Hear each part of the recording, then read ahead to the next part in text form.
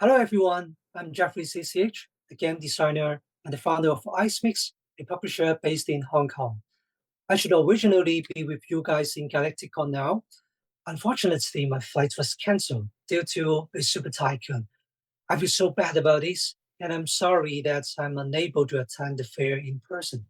But still, I'm glad that I can have the opportunity to give a speech here through the internet. And thanks to Galacta for the invitation and arrangements. Today, I would like to share with you some of my thoughts and theories on game design. There are many topics I can select from, but I really want to talk about the most fundamental thing. What is the most important thing to make a good game? It's a really generic and tough question, right? But I believe it's a question in every game designer's head, and it's just fascinating to talk about it. A good game should be fun, easy to learn, balanced. Seems like they're all relevant. However, what is actually fun? And are simplicity and balance really the key to create a good game? We could see there are tons of games in the market that are not so easy to learn and not perfectly balanced. Yet, there's still good games loved by many players. So, again, what is actually the most important thing behind a good game? Or we can ask, why do players love the games? Here are my thoughts from the past few years when I was trying to answer the questions. Firstly, I want to start with the key elements of game, rules and choices. Designers write the rules and usually provide the components needed as well. Players make the choices based on the rules. That is game. And when a player makes a choice, the game gives them feedback. After that, the players will make another choice and receive other feedback, so on and so on. It forms a loop of interaction between the game and the player. That is gameplay. And in my definition, players' enjoyment comes from this feedback. In my theory, I categorize the feedback and enjoyment into six main types. They are strategic, exciting, interactive, thematic, aesthetic, and other enjoyment. They're all really fun, but in very, very different ways. I will come across them one by one in detail. But before that, let me explain how I find this classification method useful. All of us know that different players have different preferences and enjoy different types of games. It's common to categorize games by calling them Euro or American, strategy or thematic. It's convenient, but I think it's not precise enough for my game development, especially when the games nowadays tends to be hybrid. The game can take good things from the Euro and also from the American. A game can be both strategic and thematic. Therefore, I create my own theory to value the six main types of enjoyment a game provides to players. And whenever I start to create a new game, I can set goals for those values. Throughout the development, I monitor the enjoyment we can feel from the game to see whether it is close to my expectations or not. Why have to do this? Because I believe this should be one of the most important things to make good games.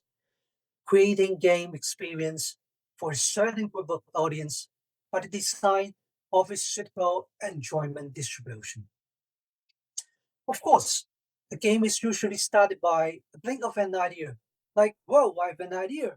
It would be cool if there is a game that can let players experience the rise and fall of several civilizations.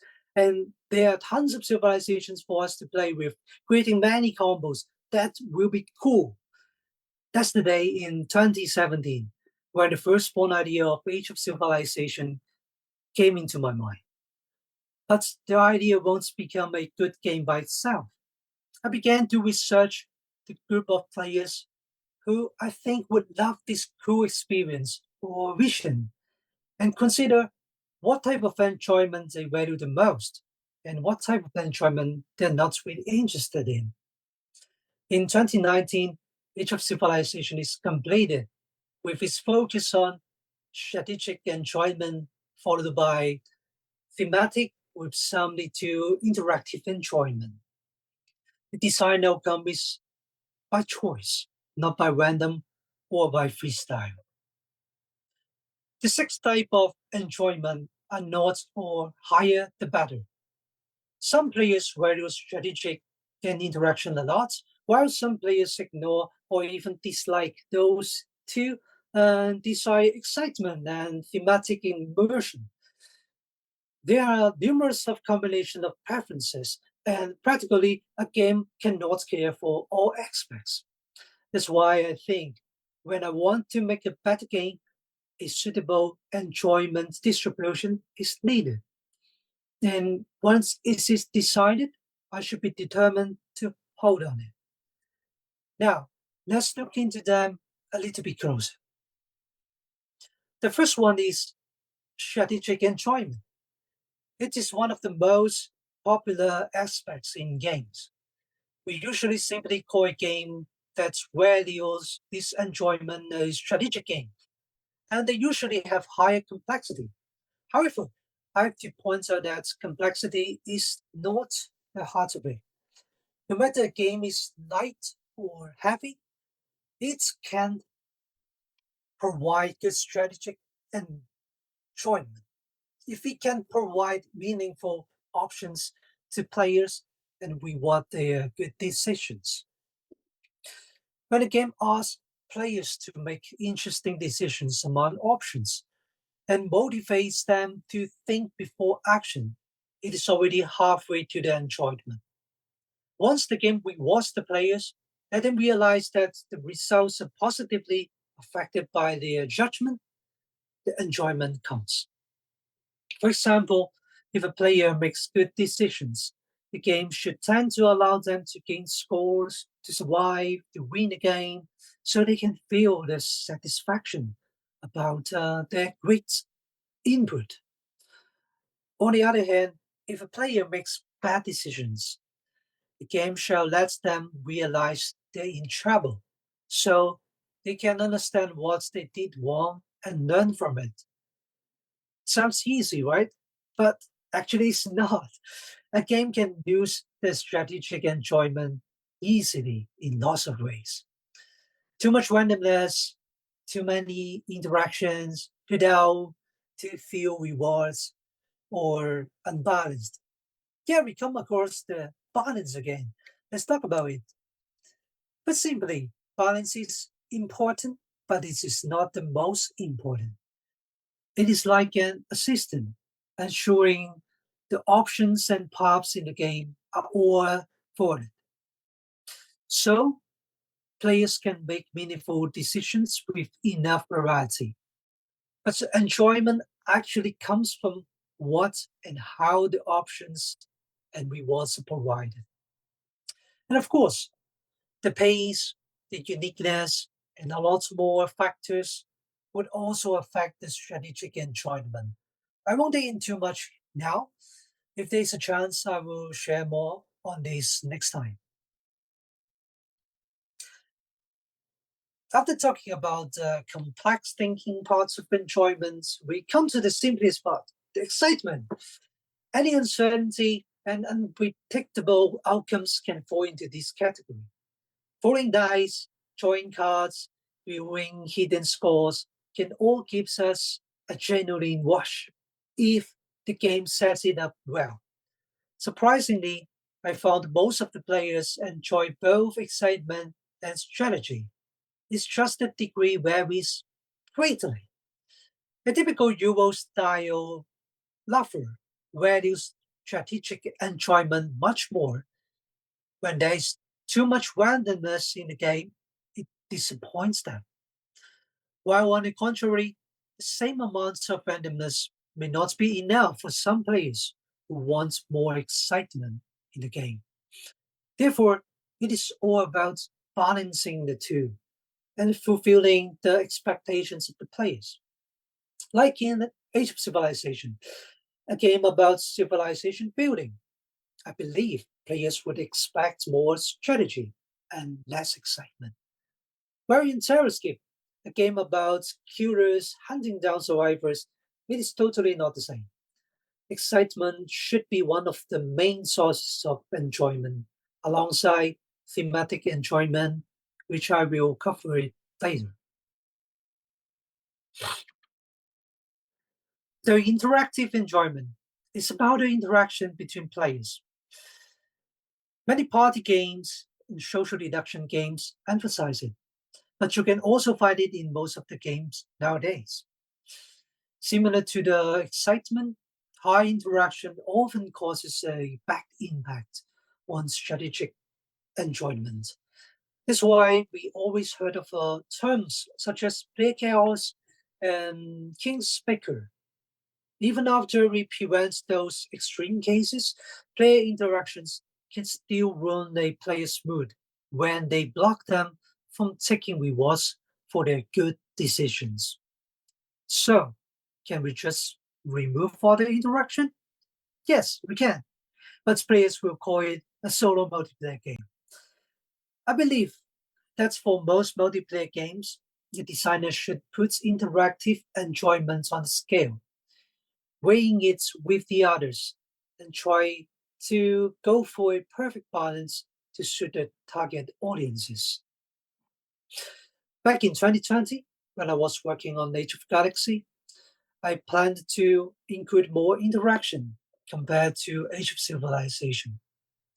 Therefore, in AOG, you could see a worker placement system and more abilities that allow players to affect others. While at the same time, as I don't want to sacrifice the strategic enjoyment in AOG, or even want to enhance it, I had to include more rules and a more sophisticated structure of game.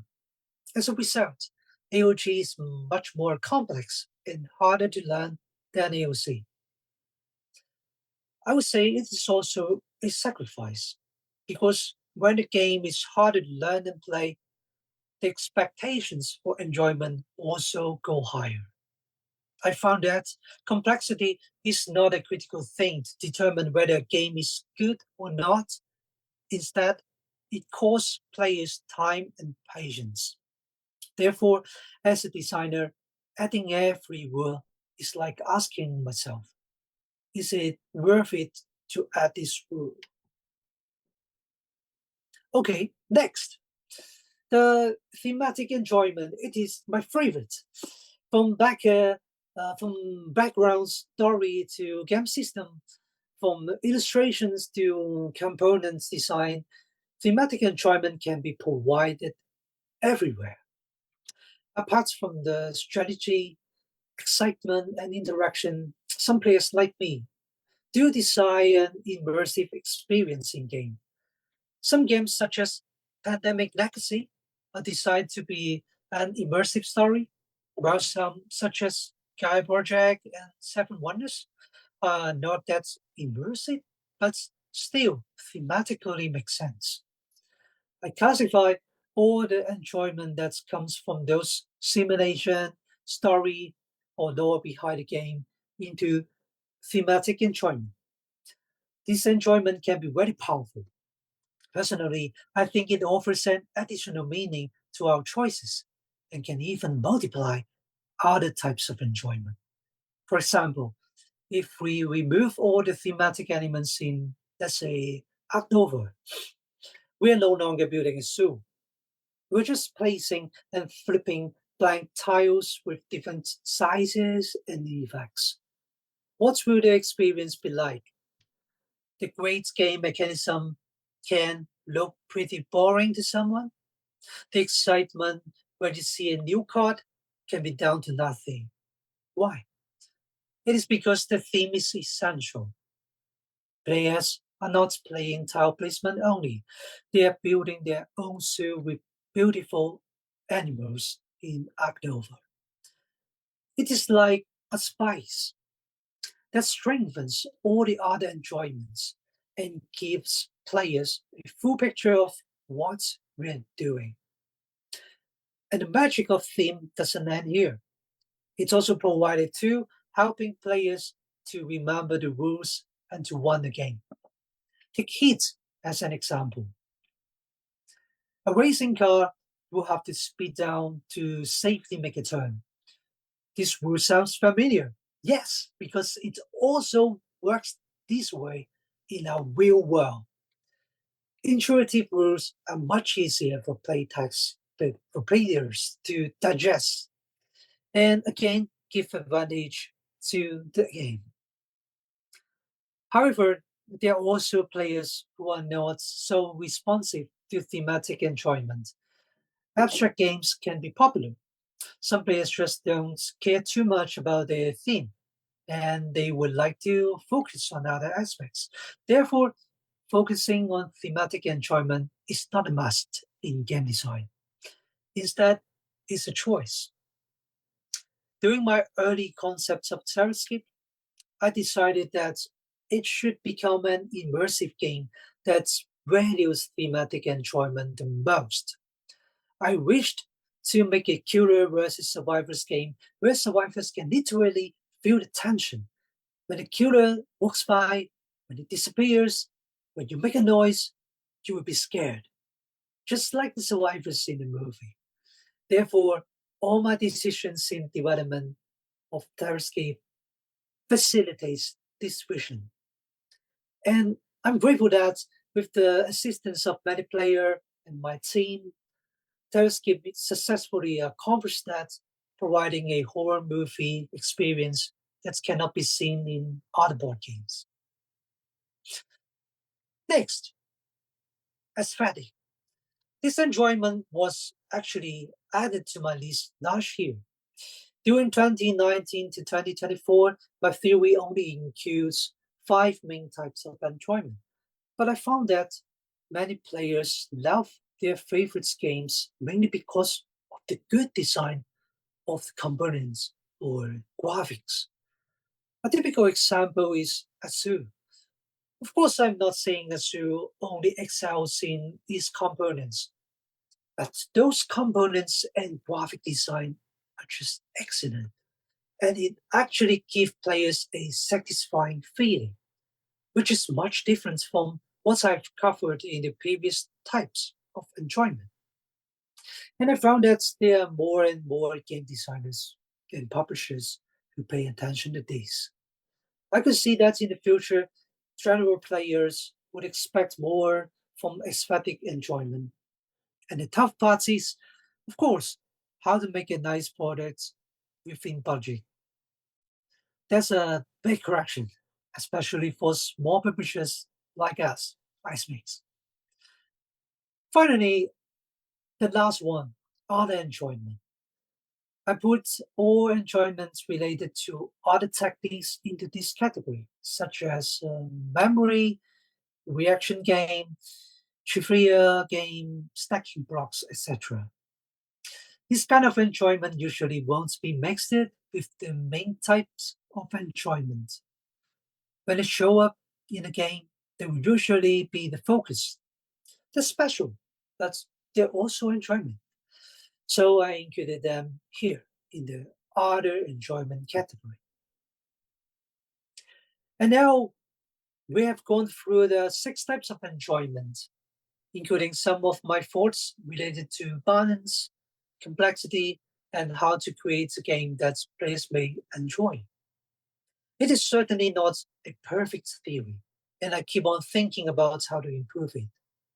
But at least I was using this method to help create games for the past 6 years, and I think it works. I'm still learning, and as always, eager to create good games by shaping experience into play.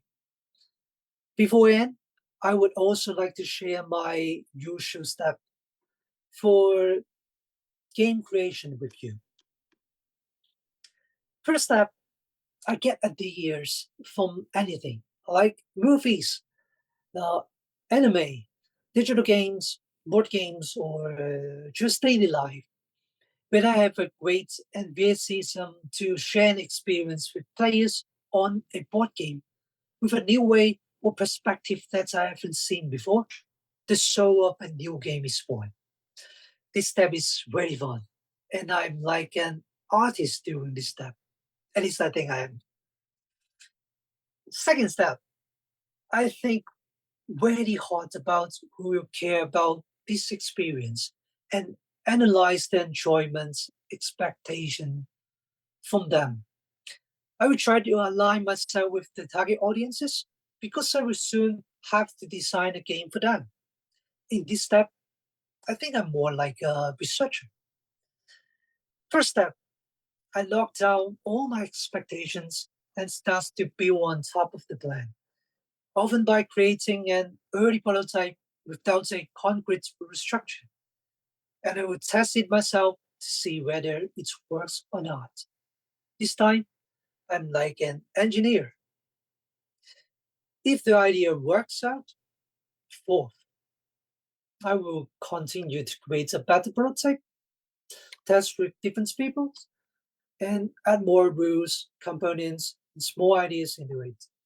It's like an experimental stage that requires improvisation.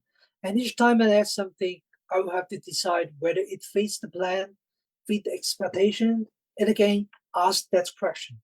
Is it worth it to do so? I call this step an inventor. When the game structure is stable and the overall experience fits my expectations, I will go into step 5. Remove all unnecessary parts to make it clean and lightweight. And do detailed balance testing, sort of like an accountant, in a more interesting way. After that, the early stage of game creation is completed.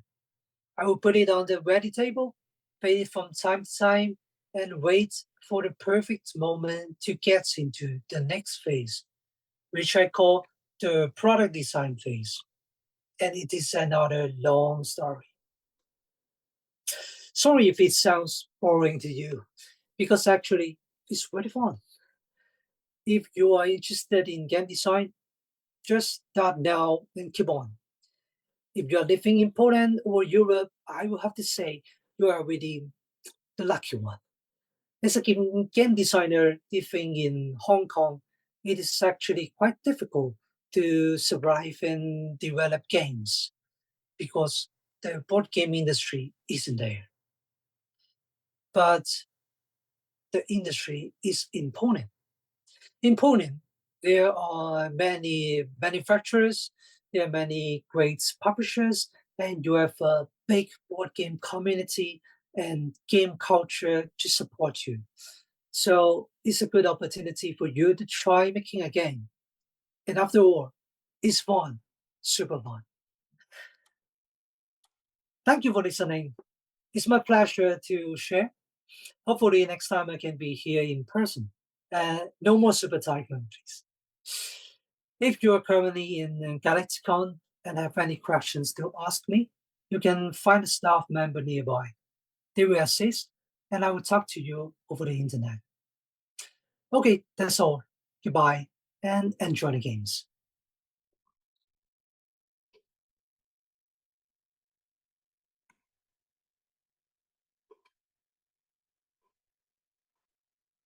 Okay, you can hear us. That's perfect. We have a few questions from our attendants. Thank you for your lecture. It was really interesting, and we have a few fans here of your games. It is also Terrascape and as well the Age of Galaxy and Age of Civilization. So we have here the divided audience here. We have one question from a guy here. Yes. So I actually have two questions. First one is, from where do you find inspirations for your board games?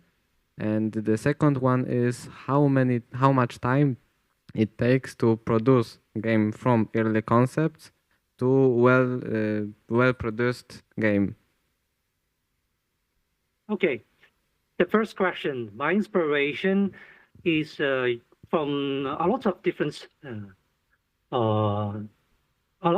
things. The first thing I think is from digital game, if we are talking about Terrascape and Age of Galaxy. When I'm playing digital games and when I'm watching movies, I'm often immersion about the experience we could offer on board game. Like when I'm playing some digital games like the Endless Space in digital game version, and also Master of Orient. Those type of 4X game, of course, because the digital version, the the way to implement the game elements is way different from a tabletop game. But I will think about it. And when one day I could think of a way that I could implement some of those experience on tabletop, then that is the beginning of the game. Taking the example of Age of Galaxy. And Terrascape is also the thing. I'm always enjoy watching horror movie, especially for those kind of survival horror and with a big monster, alien, predator, that kind of things. I really like the feeling of it, and I find that it is difficult to find that emotion or experience in our board game. So I am eager to find a way to do so. So I will keep on thinking in my mind, and when I can think of a way, I will try to build something. And that is the start, that is the inspiration of these two games. And the second question is about how much time. It really depends. If it is very fast, I can take like 9 months to finish a game from the beginning to finishing. I think I should say that like I would take 9 months to finish the idea and the structure of the game rules, but it would take another period of time to finish the product design and the graphics. And if some of the game had a bigger size, bigger scale of project, then I would take more than a year. Like 1 to 2 years is also possible. Am I answering your question, or do you want to know the total time span for inspiration to the end of production? Yeah, thank you very much. It's fair enough. Does anybody have any other question to our guest, virtual guest? Okay. Hi, Jeffrey. I have actually a question because you talked about the inspiration for Age of Galaxy and for Terrorscape. How about the inspiration for Age of Civilization? Where did it come For from? Age of Civilization, I can say the first inspiration is, of course, from Sid Meier's Civilization. I'm a big fan of the game, and I play a lot of Civilization type of game, like other titles. We also have different type of games that simulate that kind of experience, like controlling civilizations. And on the other hand, because the main structure, the premise of Age of Civilization is about the rise and fall of them, right? And that inspiration is actually come from Small World, the very classic board game. Like when I'm playing Small World, I really love the idea that we'll have to decline the faction. And at that time, I think, how about merging it with one of my favorite theme, the civilization theme. And that's the beginning of Age of Civilization. I try to think of how to combine the two, try to have a way to implement the experience of you're controlling some culture, rise and fall. And they will interact with each other, like they will influence the other one and the other one. And I do more research about history. I kind of like history, especially for ancient history. And I think it has a lot of room for us to explore. Like after Greeks, what revives and what is the influence of Greek culture, that kind of thing. and I start to think of how to implement it with game rules on tabletop. So I begin to build some prototype, like use cards to represent factions. And the first edition of the game is actually when you decline a faction, you will have to tap it. But later on, I use a stack. It's a kind of we kind of tried out a lot of different ways to implement the experience. But the main thing is the start of the experience is more well a civilization style of game. Thank you. Okay. Okay, one more. I have a question. Maybe you will not answer, but what are your next plans for the next board game? Maybe you have something in mind already. Maybe you can share some light on it. I used to simultaneously work on several projects. Some of them are not yet ready to share. Right now, I'm working on TerraScape 2. That is, of course, we can share it because it is right now alive on the Game Found. And I am still focusing on finishing it because it has all the structure of all the expansions, but I want to refine all the details and the balance. And of course, we are also focusing on finishing the product. Like after game design, I also take care of how to make decision about the product, like which type of component we use and the graphics on it. Those type of things also will consume time. And that is one of the big projects I'm working on, TerraScape 2. Another thing is I'm also working on another story game. It will take, I think, at least 2 years to 3 years to finish it. Previously, I worked on a game called Island Something Shiny. Um, we have a lot of good feedback, and I wish to go back to the narrative game and try to work on something that could play with multiplayers. So that is also a thing I'm working on. And some smaller scale games, I'm working on a game that is quite similar to my previous title, Inheritors. And hopefully I can release it next year in Spirit SN, maybe in English version first. And also some other games like another sequel of the Age series. After Age of Civilization, Age of Galaxy, I actually was working on the third title. It is about fantasy world. The name right now is Age of Legend, but it is not yet completed and not yet confirmed. I have a prototype for Age of Legend, played it for over a year, but I'm still not so satisfied with the result. So we are still working on it, and I really hope that it will have a, I don't know, next year I can have a more satisfying results of the game. Then I can go on to the other step, and soon we can publish it, release it in the market. And of course, I wish it could also go into the Polish market. Okay, Jeffrey, thank you. Dominika here. I'm listening about Age of Legends since 2 years. So I hope that finally you'll be happy with the result. Great. Do we have any other question? Okay, one more. 1 second. Here. Hi, Jeffrey. I Hi. play Dead by Daylight and TerraScape 2, and I feel the fear in TerraScape is the better for the players because the actions are hide before the killer, and the idea to hide some actions and the killer can stealth.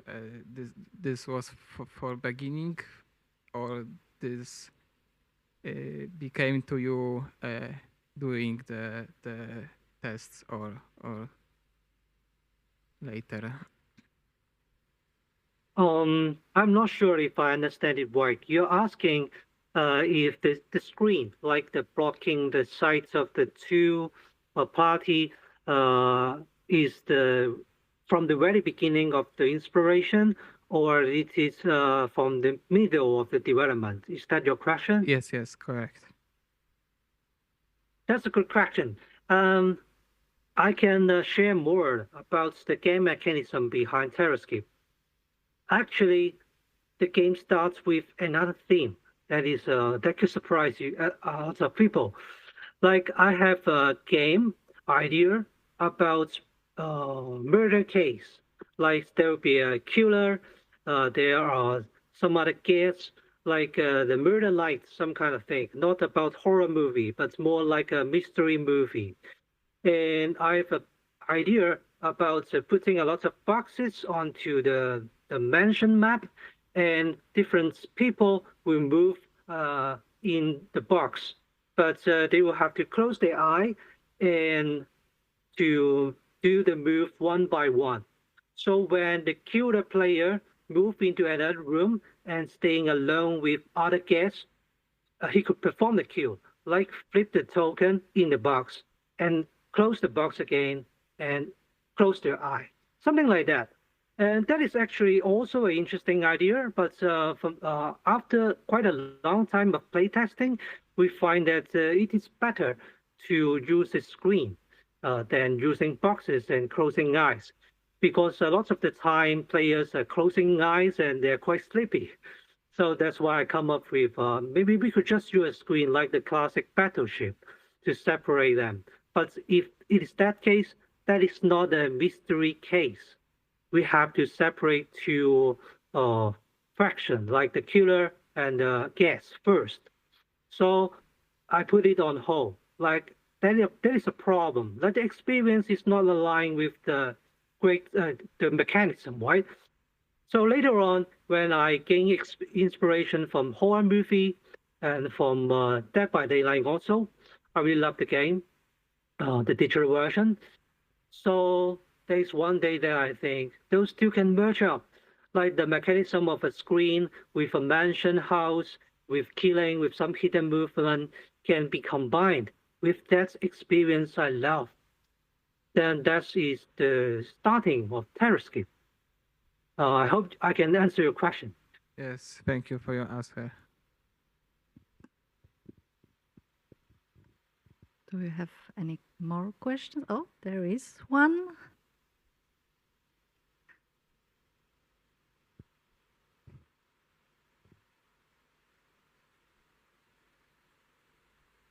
So you are making a Terrorscape 2 and a different game Age of something. And I have a question. Do you have in your mind to make expansions for games that are already developed and published, or you want to make only new games and new mechanics? Okay, thank you for the question. Apart from Terrascape series, that's of course we are working on more expansions. I'm really interested with making expansion for Epochs, Course of Cultures, which is a 4X civilization game that just released in English version and some other languages. And I'm also interested in working expansion for Skirmish. That is also a new card game of mine. But it really depends. Like I usually wish to work on some expansion, but when we are talking about expansion, it is really a matter of can we sell it for a suitable amount? Because it's like we need the ammo kill for manufacturing, right? Like we can sell 1,000, 2,000, 3,000 copies of the core game. Expansion will come much a smaller amount of it, and that is the big concern. And if some of my games could sell well, and I would definitely think of expansion for them. But besides that, I won't stop making new games. Like it is just my my passion. Like I don't want to stay in the same series for too long.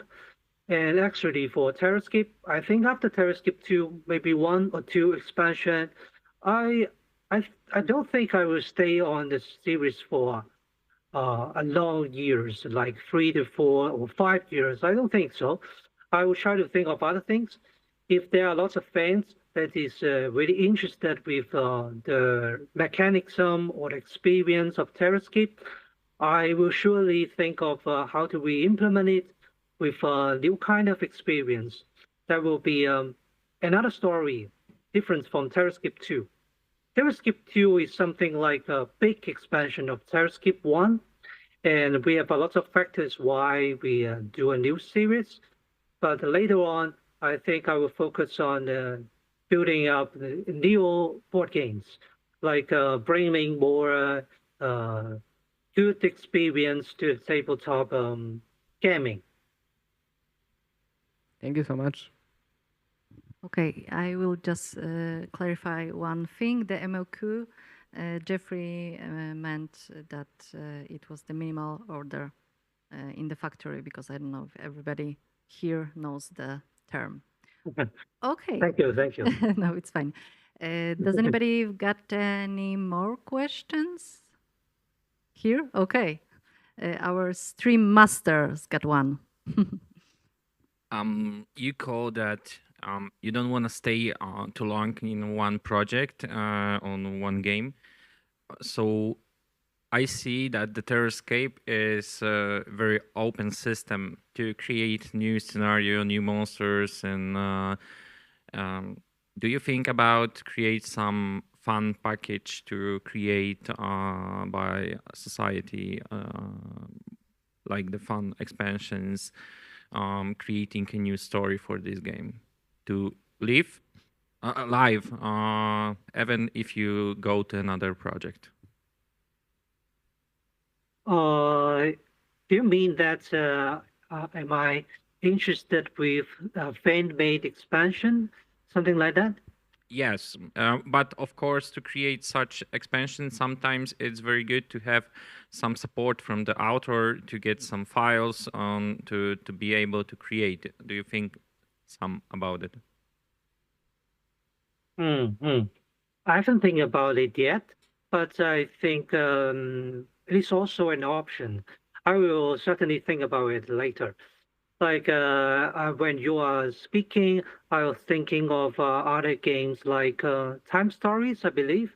There's some kind of thing that they work with the community, and some of the fan-make expansion could go into. Yeah. The Time Story, as yeah, I something like remember, that. has lots of Yeah, fun yeah. expansions. But other games are still has some created new expansions. But I was thinking that it's a great opportunity to use your system to create some original story by community. Yeah, I think it is possible. I will talk to my team and we will think about it.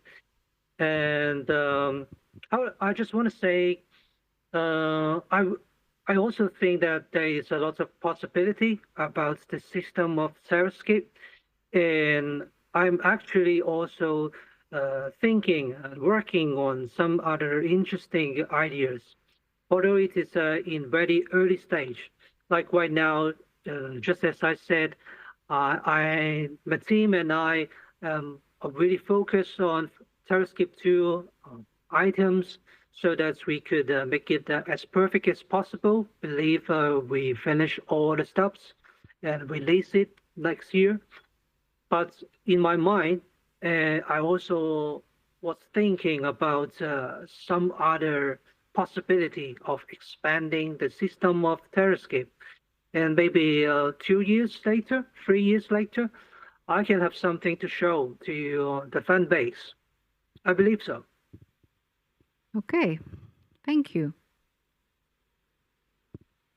Thank you very much, Jeffrey, for connecting with us today.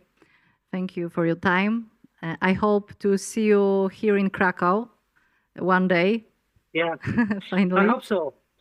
I really wish to come. Yeah, I actually feel very sad that I cannot come this year, and hopefully next time I can be here in person.